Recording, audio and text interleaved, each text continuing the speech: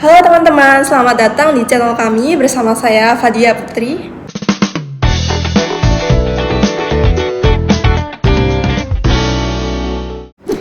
Di sini kita akan ngobrol santai tentang hal-hal yang mungkin bisa membantu teman-teman untuk berkembang di dunia digital, mulai dari kreativitas, komunikasi, sampai strategi dalam membangun citra digital.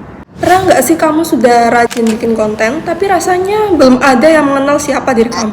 Nah, itu bisa jadi kamu belum memiliki personal branding yang kuat. Tenang saja, karena di video kali ini aku akan mengajak kamu untuk belajar bareng tentang bagaimana membangun personal branding yang otentik, konsisten, dan bernilai positif lewat konten digital.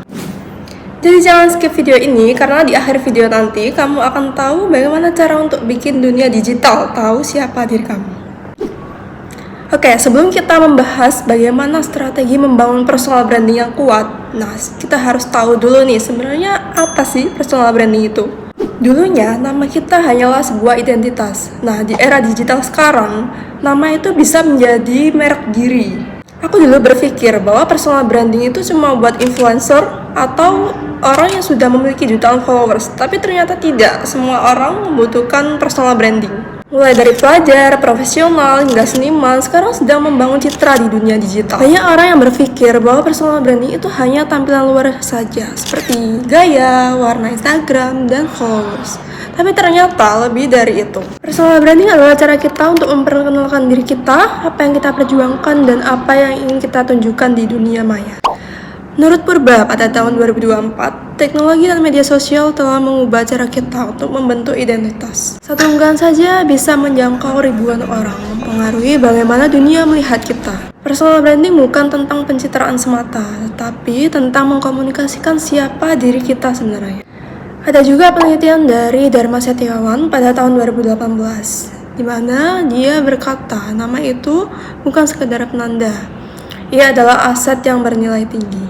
Maka, kalau sebuah merek dagang bisa menciptakan loyalitas pelanggan, personal branding ini bisa menciptakan kepercayaan publik. Dalam dunia digital saat ini, kepercayaan adalah mata uang yang paling mahal. Kalau dulu kita harus datang ke seniman, atau tampil di televisi, atau menulis berita di koran untuk dikenal orang, nah sekarang cuma hanya bikin satu konten saja, kita bisa dikenal oleh ribuan orang.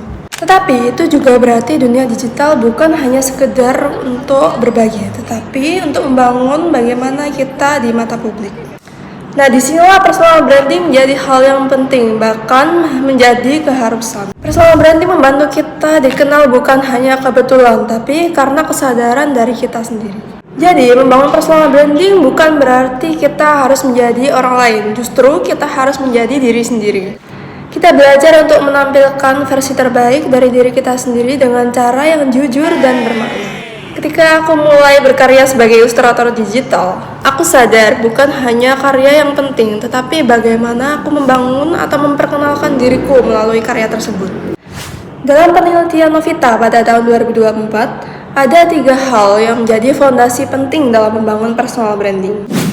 Yang pertama ada identitas diri. Jadi ini tentang memahami siapa kamu, apa keunikan kamu, dan nilai apa yang kamu bawa. Nah, misalnya nih, ada 2 ilustrator hebat. Yang satunya dikenal dengan ilustrator gaya anime, yang satunya lagi dikenal dengan ilustrator gaya kartun. Nah, 2 perbedaan kecil ini menjadi identitas diri mereka masing-masing. Yang kedua ada citra digital. Ini tentang bagaimana kamu memperlihatkan dirimu melalui kontenmu. Foto, portofolio, dan caption, bahkan cara menjawab komentar, semuanya itu mencerminkan siapa dirimu. Yang ketiga ada konsistensi, karena kepercayaan dibangun lewat pengulangan pesan dan gaya yang selaras. Kalau hari ini kamu berbicara tentang seni, besok kamu berbicara tentang sains, atau lusa kamu berbicara tentang gosip, nah orang itu akan bingung siapa kamu sebenarnya. Jadi, konsistensi bukan berarti monoton, tetapi tetap setia pada nilai yang kamu pegang. Teori personal branding bukan hanya wacana populer. Tom Peters pada tahun 1997 dalam The Brand Called You menyebut setiap individu adalah CEO dalam dirinya sendiri. Kita mengelola diri seperti mengelola sebuah brand dengan visi, pesan, dan audiensnya. Montana dan Van Hey pada tahun 2008 menambahkan bahwa personal branding adalah cara untuk mengontrol bagaimana orang lain memandang kita, bahkan sebelum mereka bertemu secara langsung. Dalam penelitian Purdue pada tahun 2024 tadi, membangun personal branding artinya membangun strategi komunikasi diri, mulai dari mengenali nilai utama, menentukan target audiens, hingga membangun narasi personal yang autentik. Narasi ini bisa diceritakan dalam berbagai jenis konten digital. Yang pertama ada tulisan seperti blog atau caption inspiratif. Yang kedua ada visual seperti foto dan portofolio. Yang ketiga ada video seperti vlog atau reels edukatif. Bahkan sekarang ada podcast yang rame dan dapat menyentuh emosi pendengarnya. Contoh konkret dalam personal branding sendiri ada pada Erika Ricardo, seorang content creator muda yang membranding dirinya sebagai pelukis muda. Dia membranding dirinya lewat media yang unik seperti melukis di atas kap mobil atau melukis di pesawat. Ia bukan hanya sekedar menjual karya, tetapi menjual cerita di balik karyanya tersebut.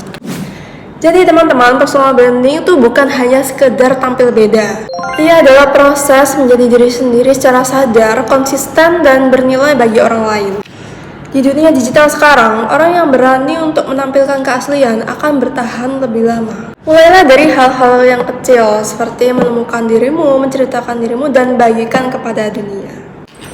Seperti yang sudah aku katakan, bahwa personal branding adalah investasi jangka panjang. Bagaimana kita mempengaruhi, menginspirasi, dan memberikan nilai yang positif bagi lingkungan kita. Maka dari itu teman-teman, mulailah untuk membangun personal branding sekarang juga. Baik teman-teman, kalau kamu suka video ini, jangan lupa like dan subscribe channel ini agar tidak ketinggalan informasi selanjutnya. Saya Fadia Putri, pamit undur diri, sampai jumpa.